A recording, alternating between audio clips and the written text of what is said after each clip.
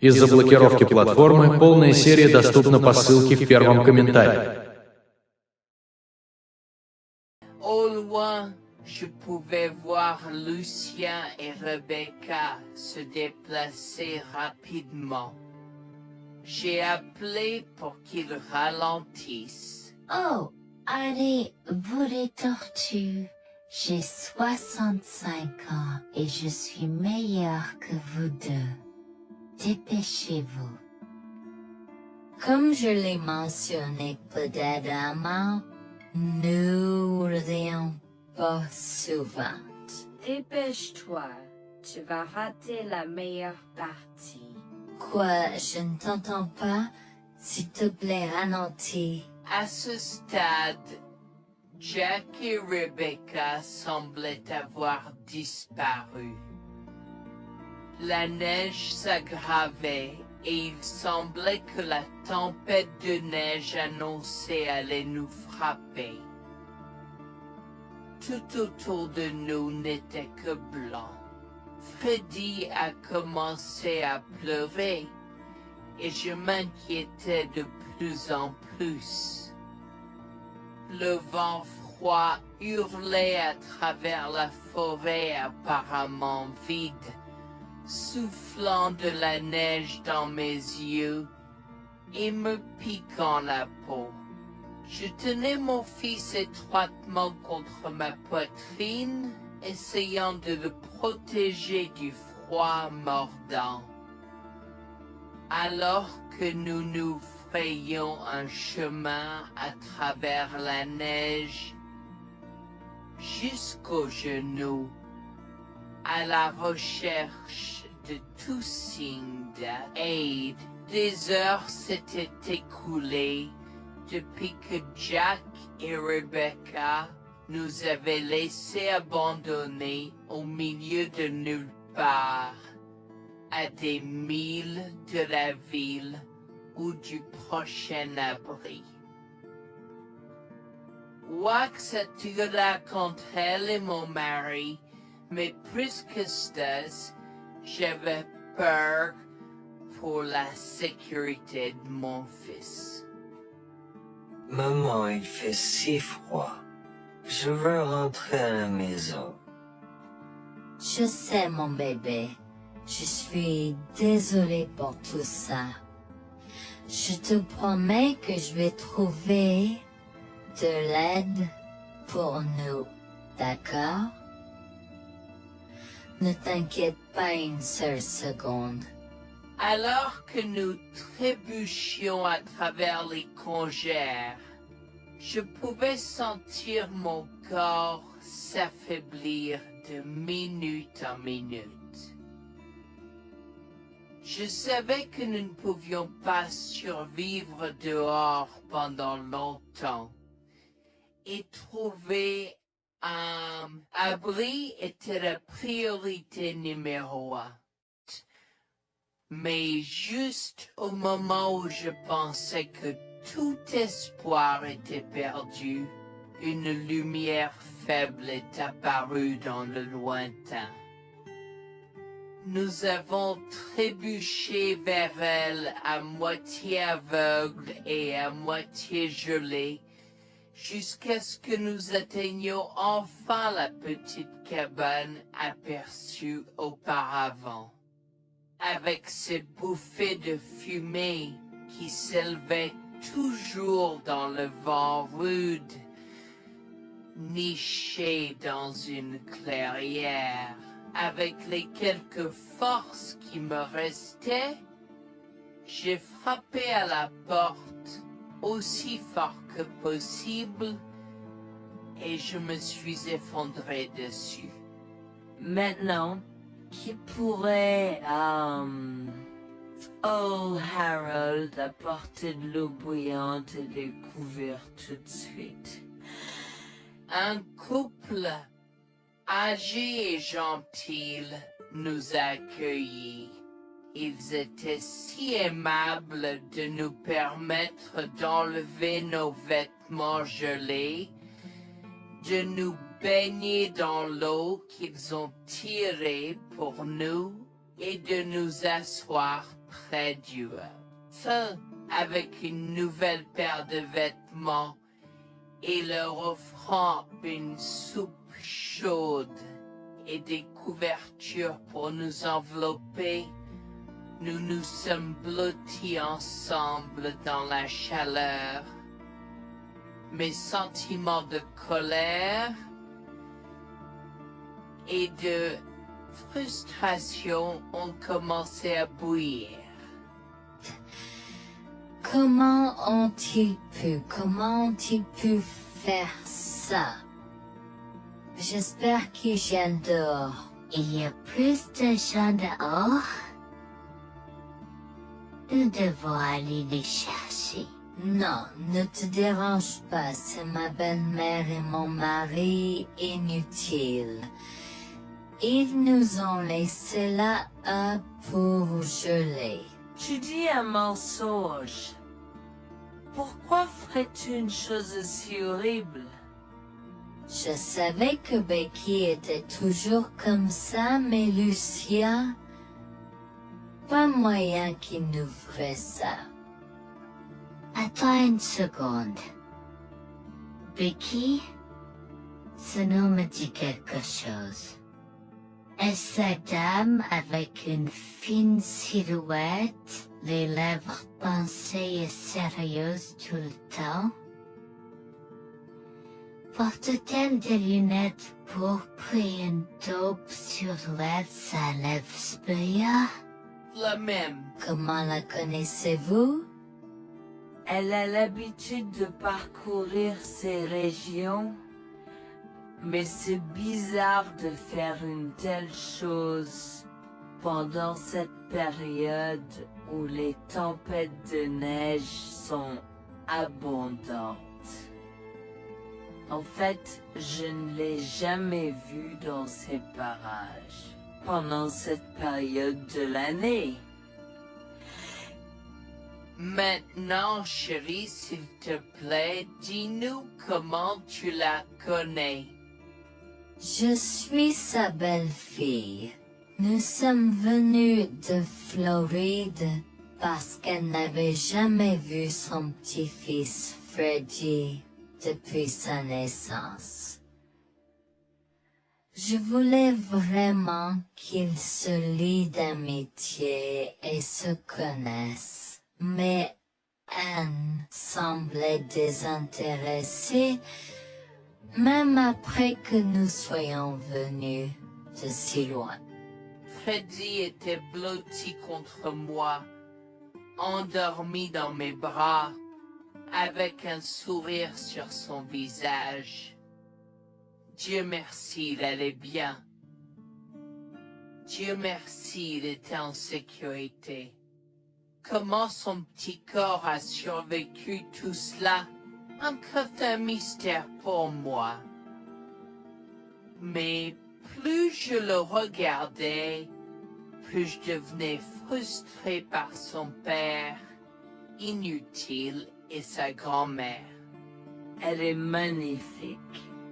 Cela nous fait pleurer de savoir que cela se produit. Vous voyez, nous n'avons pas d'enfants. Nous ne pouvions pas en avoir. Alors nous avons décidé de venir vivre sur les montagnes. C'est la vie que nous avons toujours voulu, mais nous ne pouvons pas combler les lacunes dans nos cœurs. Donc, entendre que quelqu'un qui a la chance d'avoir un tel petit enfant a choisi d'être négligent est quelque chose que nous ne pouvons pas pardonner. Tu sais, j'ai toujours eu un drôle de pressentiment à propos de Becky, je te l'ai dit, Harold. Cette femme n'est pas normale dans sa tête. J'ai crié après eux leur disant d'attendre pour nous, mais ils ont juste continué à aller de l'avant. Il m'entendait, mais il choisissait de ne pas m'écouter. Pourquoi aurait-il fait ça? Parfois, nous ne savons pas pourquoi les gens font les mauvaises choses qu'ils font. Tout ce que nous pouvons faire, c'est faire de notre mieux. Nous avons continué à converser le reste de la soirée, et aussi en colère que je fusse. Avec le stade où je m'ai fait cheveux merger parce que je savais que Lucien et moi étions exécurés de lui. Le matin est venu et il semblait que la tempête de neige se soit calmée. J'ai cherché sur divers sites web pour trouver des rapports météorologiques indiquant que c'était maintenant sûr de se déplacer dans la ville. Et la ville. J'ai échangé des coordonnées avec Georgina et Harold, les remerciant pour tout l'amour et les soins qu'ils nous ont montrés. Il n'y a pas besoin de nous remercier. Nous avons juste fait ce qui était juste. N'importe qui, avec la moitié d'un cœur, aurait fait la même chose. S'il vous plaît, laissez-moi vous accompagner chez vous. Harold et Georgina nous ont accompagnés à la résidence et, oh mon Dieu, nous avons trouvé Lucien et Rebecca assis confortablement sur le porche avant, comme si Freddy et moi étions sur le point de mourir la veille. Je suis sorti de la voiture et j'ai commencé à perdre les pédales. Qu'est-ce qui ne va pas chez vous les gens? Comment pouvez-vous nous laisser là? Tu nous ralentissais et nous voulions voir la cascade gelée. Est-ce que tu plaisantes? Freddy aurait pu mourir la nuit dernière. Tu t'en fous, vous, Lucien? Pour être juste, tu aurais pu simplement rester à la maison si tu n'étais vraiment pas prêt pour cette aventure. Je jure devant Dieu, à ce moment-là, ma vision est devenue rouge. J'étais prêt à attaquer, à donner des coups de pied, à crier et à hurler pour que le monde entier entende à quel point ces gens étaient horribles. Non seulement ils nous ont laissés là, mais ils semblaient ne pas se soucier de ce qu'ils avaient fait. C'était presque comme s'ils essayaient de nous tuer. Avant que je ne puisse lancer une série d'actions et de mots qui ne pourraient pas être repris, Harold m'a retenu, me disant de me calmer, car Freddy était toujours dans la voiture avec Georgina. En assistant à toute cette scène, il m'a fallu un moment pour me calmer. Mais même si j'avais calmé, j'étais toujours agressif et argumentatif. Vous nous avez laissés là. Nous aurions pu mourir, Lucien. Tu t'en fous de ça? Tu t'en fous que ta mère ait essayé de nous tuer? Ne sois pas dramatique, Noémie. Elle n'essayait pas de faire ça. Regarde la raison pour laquelle nous ne sommes pas revenus te chercher, parce que nous savions que tu trouverais de l'aide et un abri. Je veux dire, tu as toi-même indiqué cette cabane, n'est-ce pas? Il semble que tu aies obtenu l'aide dont tu avais besoin. Pas grâce à toi ou à ta mère. Je n'arrive pas à croire ce que j'entends ce moment. Assez, tout le monde. Ne me donne pas mal à la tête. Comment peux-tu être si froid et sans cœur envers ta femme? J'ai la moitié d'une idée de venir te frapper. Essaie, vieil homme. Je te mets au défi. Écoute, Noémie. Je suis désolée que tu n'aies pas pu gérer un peu le mauvais temps, mais je jure qu'il n'y avait aucune mauvaise intention de ma part.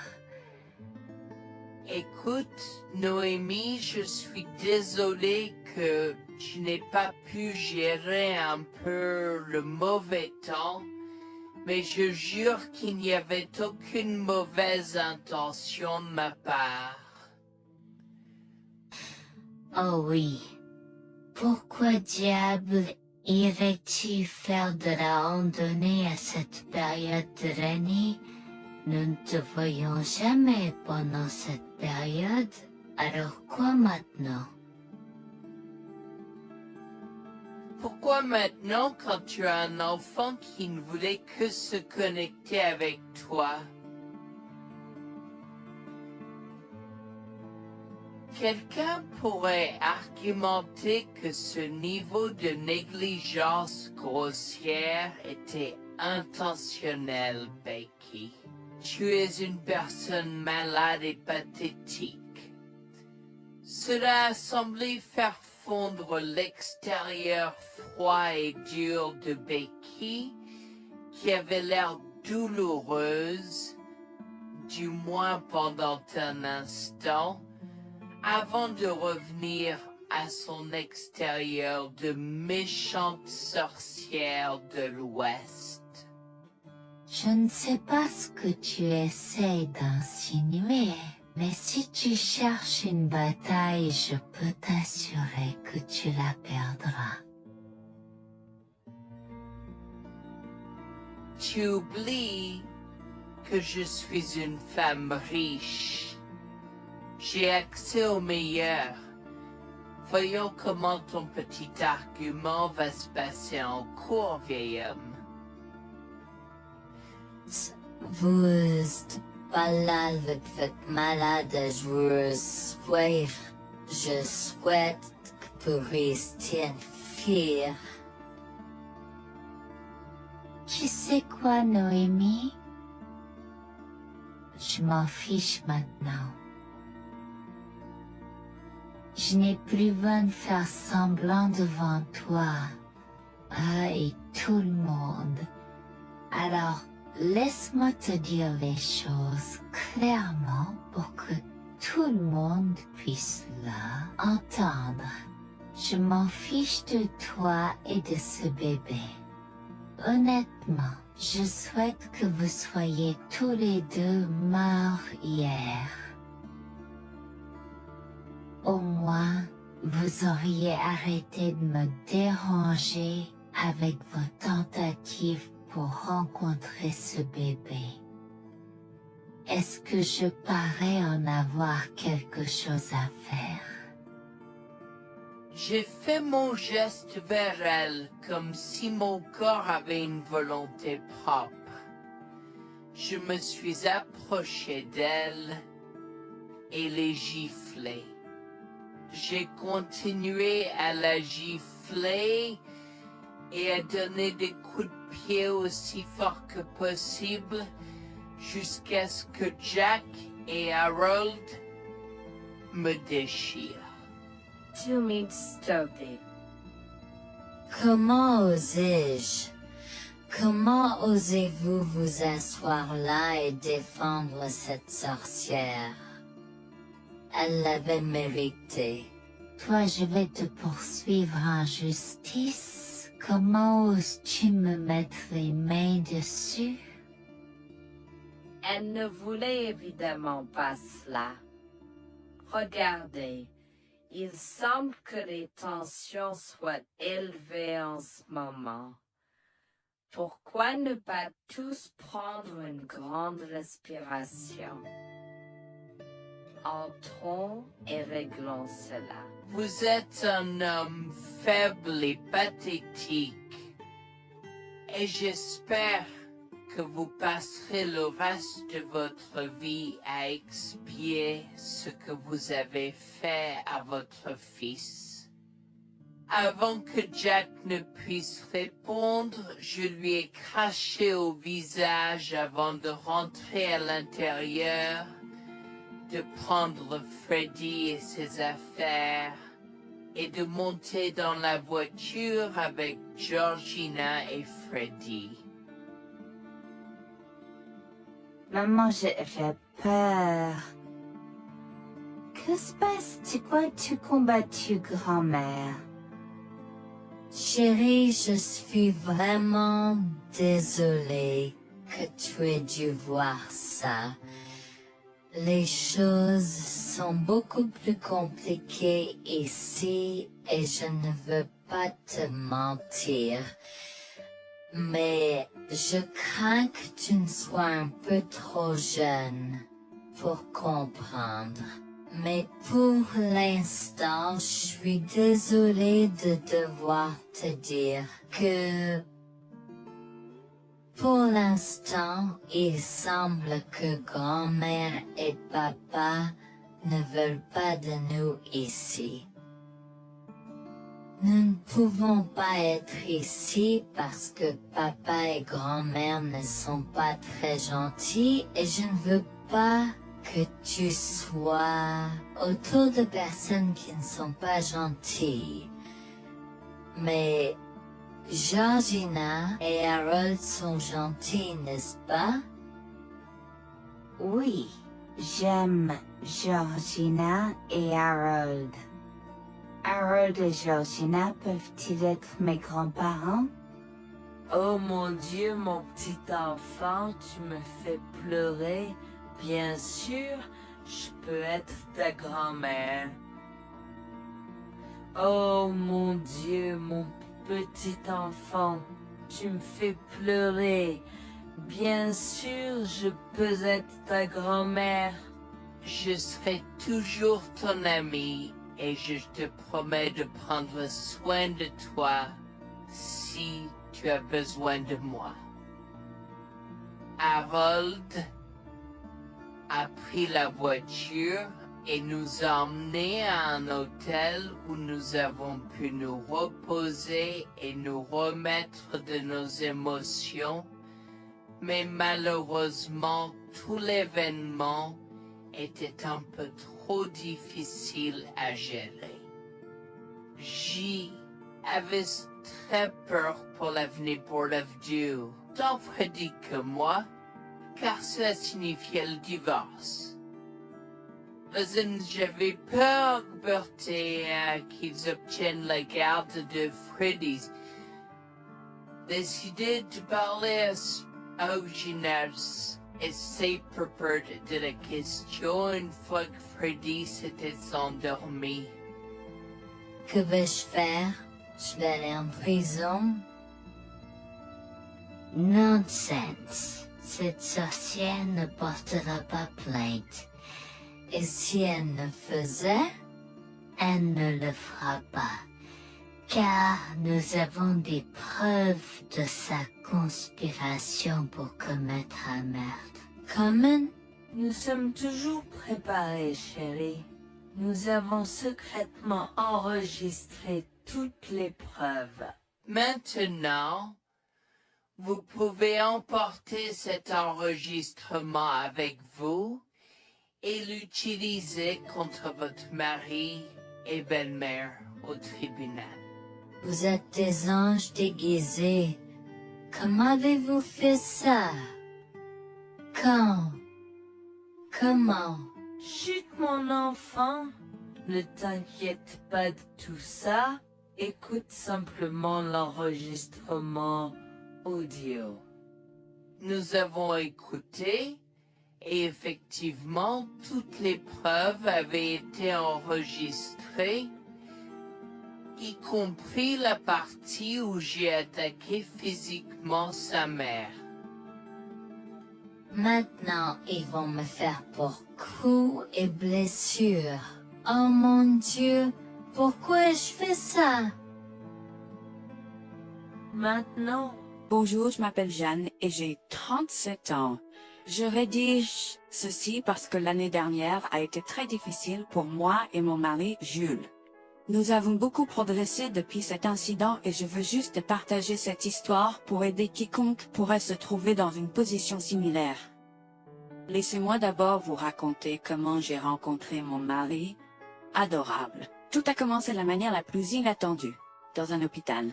Jules et moi nous sommes retrouvés à passer une longue nuit devant la salle d'urgence remplie d'inquiétude et incapables de partir. Jules était là parce que sa sœur avait eu un grave accident de voiture alors que ma mère a souffert d'une crise cardiaque. Dans cet espace partagé d'inquiétude et d'incertitude, nous avons trouvé du réconfort dans la présence de l'autre. Nous avons parlé facilement, découvrant un terrain d'entente et une compréhension réelle.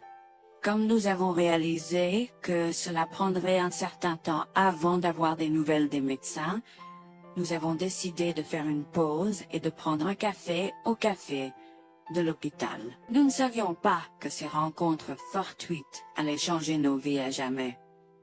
Au fur et à mesure que la nuit se transformait en aube, nous avons échangé des numéros avant de nous séparer à contre-séance.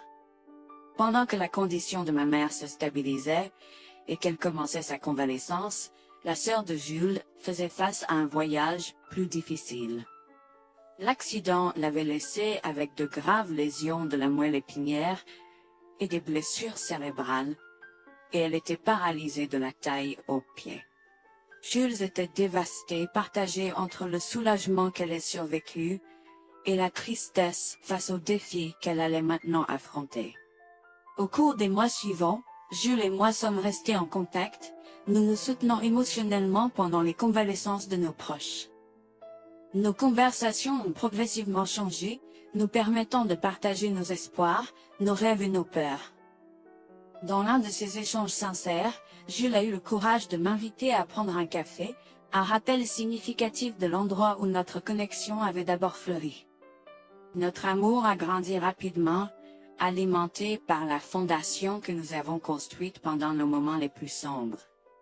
Welfare vers la réalité de l'autre et avons avoir réfléchi.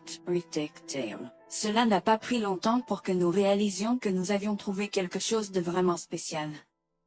Après 2 ans de fréquentation, Jules m'a demandé en mariage. Avec une joie débordante, j'ai dit oui avec enthousiasme.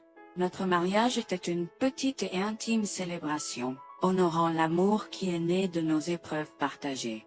À ce moment-là, la sœur de Jules avait besoin de soins spécialisés, et il, étant le membre de la famille le plus proche, a pris la responsabilité. Cependant, il avait également besoin d'un travail temps plein pour gérer les factures qui s'accumulaient. Inquiète qu'il soit accablé, Jules a travaillé sans relâche pour subvenir aux besoins de sa sœur et de notre avenir ensemble. Un jour, je l'ai assis et l'ai rassuré en lui disant que nous étions une équipe faisant le défi de la vie ensemble. Chérie, j'ai besoin de te parler de quelque chose d'important. S'il te plaît, prends place. De quoi s'agit-il? Tu as l'air sérieuse, tout va bien? D'une certaine manière, non. Je t'ai vu lutter pendant un certain temps maintenant. Tu sais que tu peux me demander de l'aide, n'est-ce pas? Bien sûr que je le sais. Je ne veux juste pas t'imposer mes problèmes, tu sais. Mon chéri, nous sommes une équipe. Je veux que tu te souviennes toujours de ça.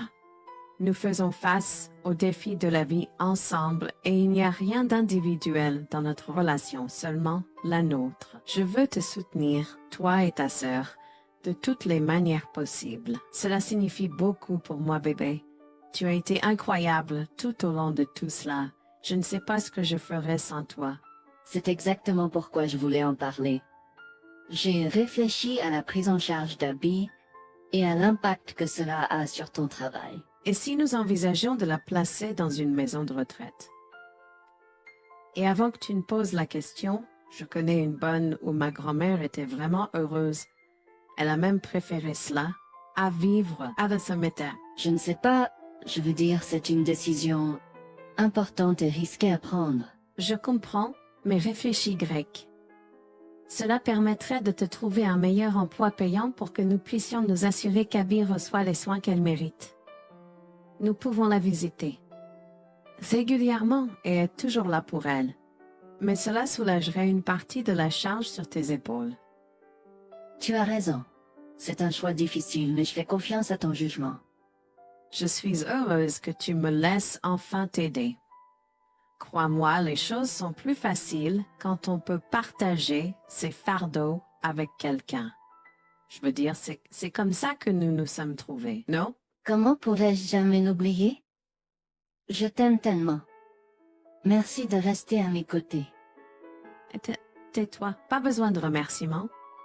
Tu sais que je serai toujours là pour toi. Je t'aime aussi, chérie. Jax m'a fait confiance et nous avons trouvé une maison de retraite pour Abby. Au cours des prochains mois, Jax a trouvé un travail mieux rémunéré et a rendu visite à sa sœur tous les jours. Le rétablissement d'Abby a progressé de manière surprenante bien qu'elle soit paralysée. Elle a commencé à se déplacer dans la maison de retraite dans son fauteuil roulant, déterminée à explorer. La maison de retraite permettait aux résidents de sortir avec des membres de leur famille enregistrés, alors je lui ai envoyé une allocation mensuelle pour l'aider à s'amuser. La mère de Jax, Grégoire, a entendu parler de son dévouement au bien-être d'Abby et des efforts qu'il a déployés pour s'occuper d'elle. Grégoire est venu à notre domicile, les larmes aux yeux, pour exprimer à quel point il était fier de son fils, Orap. Mère, pourquoi pleures-tu? Qu'est-ce qui ne va pas? Je veux juste que tu saches à quel point je suis fier de toi, Jules. Tu as montré une telle force et compassion en prenant soin d'Abby. Je ne pourrais pas être plus fier d'avoir élevé un fils aussi merveilleux. Eh bien, merci, mère. Je fais juste ce que je peux pour Abby. C'est pas facile, mais je l'aime et je veux m'assurer qu'elle va bien. Tu as fait plus que suffisamment, mon chéri. Je ne veux pas que tu portes ce fardeau seul. Je veux prendre le relais et rendre visite à Abby plus fréquemment. Tu dois te concentrer sur ton travail et ta propre vie. Abby sera bien prise en charge. Fais-moi confiance. Eh bien, ce n'est pas comme si je l'avais fait seule. Jeanne a été à mes côtés, me soutenant à chaque étape du chemin. Nous sommes une équipe et nous sommes tous les deux engagés dans le bien-être d'Abby. Oh, je sais que Jeanne a été là, mais tu as fait tellement, Jules. Il est temps que tu priorises ta propre vie et ta carrière. Abby sera entre de bonnes mains. Fais-moi confiance. D'accord, mère, si tu es sûre de toi, alors j'accepterai. Mais je veux que tu saches que c'était un plaisir de prendre soin d'Abby et que je serai toujours là pour elle, quoi qu'il arrive. Je t'apprécie, Jules, mais il est temps pour toi et Jeanne de vous concentrer sur vos futurs. Fais-moi confiance, ce sera pour le mieux. D'accord, mère, si tu crois que c'est la bonne chose à faire, alors j'irai avec. Promets juste de bien t'occuper d'Abby. Je te le promets, maman, tu peux compter sur moi. Maintenant, m'en va et concentre-toi sur ton travail. Laisse-moi m'occuper de la garde d'Abby. J'ai trouvé l'intérêt subi de Grégoire pour Abby un peu étrange, mais je me suis tue car je savais que ce moment était important pour Jules. L'année suivante, Jules s'est concentré sur son travail et obtenu une augmentation. J'ai également obtenu une augmentation, ce qui nous a permis d'augmenter l'allocation mensuelle de d'Abby. Grégoire a tenu sa promesse, mais il y avait un piège. Il a toujours insisté pour que nous restions occupés par le travail et nous a rappelé à quel point Abby était heureuse avec plus d'argent. Il nous a grondé si nous voulions la visiter et a prétendu qu'il savait ce qui était le mieux pour elle. Grégoire nous a fait appeler avant de rendre visite à Abby, donc il a contrôlé notre accès à elle. En conséquence, nous l'avons vue de moins en moins, mais nous avons continué à lui envoyer la location chaque mois. Je me sentais mal à l'aise par la situation. L'attitude possessive et le comportement contrôlant soudain de Grégoire m'inquiétaient. Il semblait toujours avoir des excuses lorsque Jules avait besoin d'aide avec Abby dans le passé. Cependant, je n'ai rien dit car je savais à quel point Abby était importante pour Jules. Malgré les défis, Jules et moi sommes restés engagés à soutenir Abby. Nous avons tenu notre promesse de fournir une assistance financière, même si nous ne pouvions pas être avec elle autant. Nous avons cru qu'Abby méritait les meilleurs soins. Même si nous ne pouvions pas être avec elle autant, nous avons cru qu'Abby méritait les meilleurs soins et le bonheur, et nous voulions qu'elle ait les moyens de profiter de la vie à fond. Un jour, Jules était un peu trop submergé par le manque d'Abby. Nous nous étions tous les deux beaucoup impliqués dans le travail et n'avions pas eu le temps de lui rendre visite. Nous avons décidé de lui rendre visite sur un coup de tête. Nous ne l'avons pas dit à Grégoire car nous ne voulions pas entendre ses remontrances ou ses réprimandes. Avant d'arriver à la maison de retraite, Jules et moi nous sommes arrêtés au supermarché pour acheter à Abby toutes ses collations préférées. Nous étions tous les deux très excités de la voir et de passer du temps de qualité avec elle. J'ai même apporté ma Nintendo Switch pour qu'elle puisse y jouer. Nous sommes entrés et avons immédiatement commencé à chercher Abby, mais nous ne pouvions pas la voir nulle part. Je pensais qu'elle était probablement partie pour un rendez-vous chez le médecin ou qu'elle était probablement dans le jardin. Nous avons trouvé l'infirmière d'Abby, Mme Smith. Elle nous a regardés avec confusion. « Excusez-moi, pourriez-vous nous dire où est Abby?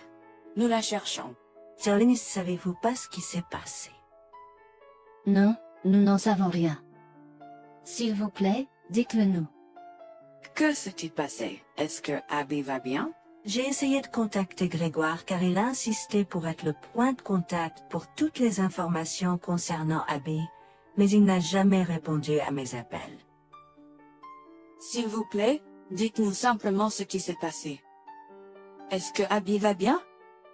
Je suis vraiment désolée de vous apprendre cette nouvelle. Alors que nous administrions un nouveau médicament à Abby, son corps a eu une réaction sévère. Elle est tombée en état de choc, malgré nos efforts, il a été. Quoi? Quand cela s'est-il produit? Cela s'est produit il y a 2 mois. 2 mois? Comment cela est-il possible? Pourquoi n'avons-nous pas été informés? Je m'excuse pour cette omission. Nous essayons de joindre Grégoire comme il l'avait demandé, mais il semble qu'il n'a jamais reçu nos appels. C'est incroyable. Nous aurions dû être au courant, nous aurions dû appeler là Abby. Merci de nous l'avoir dit, Manager Smith. Nous aurons besoin de temps pour traiter cela. Pouvez-vous nous laisser un peu d'intimité? Bien sûr, prenez tout le temps dont vous avez besoin. Je serai là si vous avez des questions ou si vous avez besoin d'aide. Je suis vraiment désolée pour votre perte. Je pouvais sentir le monde de Jules s'effondrer et le mien aussi.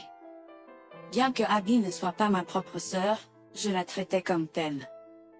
Je m'efforçais de la connaître. Au fil du temps, je suis absolument tombée amoureuse d'elle. Nous étions comme des sœurs. Abby a été si pleine de vie malgré sa situation. Jules était un désordre de larmes, pendant que je ne pouvais tout simplement pas me résoudre à pleurer. Je me sentais tellement engourdie. Je ne pouvais pas croire que Abby était partie. Je me sentais tellement coupable qu'elle ait souffert toute seule. Je me sentais tellement coupable de ne jamais avoir pris le temps de la rencontrer. Serait-ce différent si je l'avais visitée? Je savais que Jules se sentait de la même manière que moi. Je savais que nous ne pouvions pas continuer à rester là et à pleurer. Alors je l'ai guidé gentiment hors de l'installation. Le trajet de retour à la maison était silencieux, alors que le chagrin enveloppait nos âmes. Quand nous sommes arrivés à la maison, nous nous sommes tous les deux effondrés en pleurs dans les bras, un de l'autre. Nous avons pleuré et pleuré pendant ce qui semblait être des heures. Jules était furieux que nous n'ayons même pas pu dire au revoir à Abby. Je me sentais de la même façon. De plus, j'étais triste que Abby n'ait probablement jamais eu de funérailles non plus. À ce moment-là, j'ai eu une soudaine réalisation qui m'a frappé dur. Grégoire était censé prendre soin de Abby, mais quelque chose n'allait pas. J'ai demandé à Jules